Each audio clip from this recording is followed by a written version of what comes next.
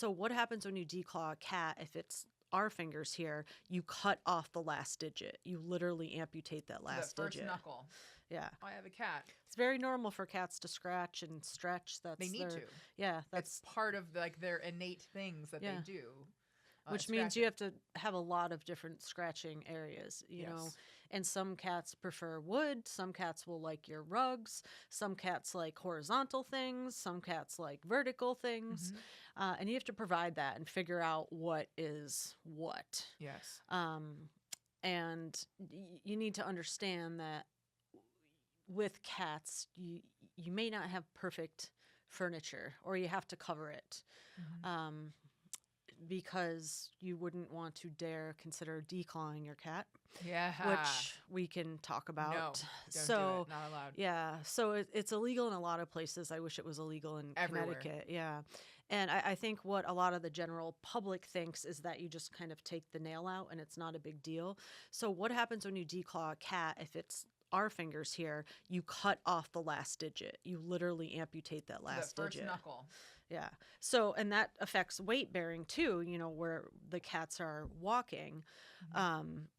And I think many more people are realizing how inhumane that is. In other countries, it's illegal, and it's just not here. Yes. And one thing that's really unfortunate, and I think it's always important, I mean, we make mistakes and we learn from them.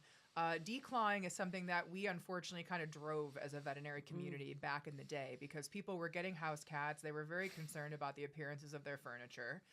We're like, oh, let's cut the ends of their fingers off. And it became almost commonplace. You got a cat, it got spayed and neutered, and it got declawed.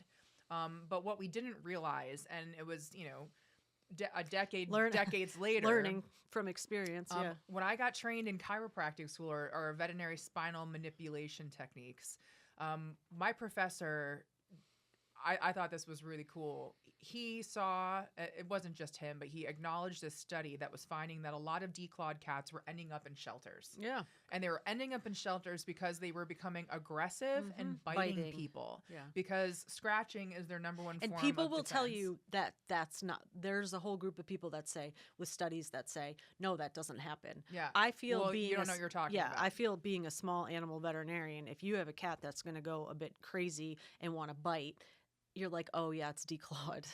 So, yeah. The first thing I think of is pain. If you've got an animal that had their fingertips amputated and they're biting. Yeah.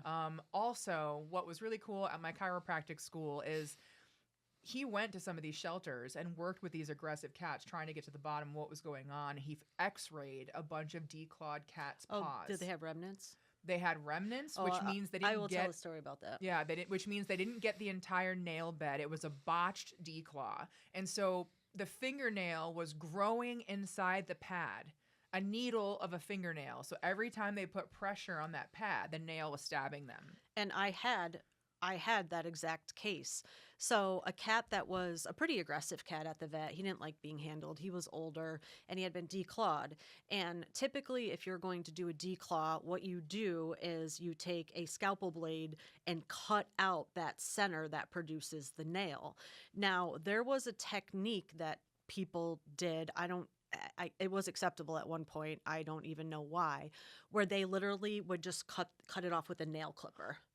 Like just a nail big animal used for a dog. Yeah, and when you didn't get that, what's called that ungual crest, or I think that's what it's called. If you don't get that, the nail grows back and the skin heals over it. So I have this cat named Dexter. This was years ago, and his paws were so sore, so we sedated him. Multiple toes I had to essentially re-declaw because they were growing, like you said, they were infected. Needles and inside I the didn't pad. I didn't want to have to do this, but it was, you have to go in and take the rest of that out. Yeah, they're suffering. Now, that owner is a wonderful pet owner. She had no idea what a declaw was about. So I feel like back in the day when we started doing declaws, I've never declawed. I refuse. I would never do it. Career. And if people ask me about it, it's a big conversation that we have. Hey folks, Dr. Leah here. Thanks for watching my podcast, Vet It Out. For more content about everything animal, make sure you like and subscribe and hit that notification bell to have the latest updates.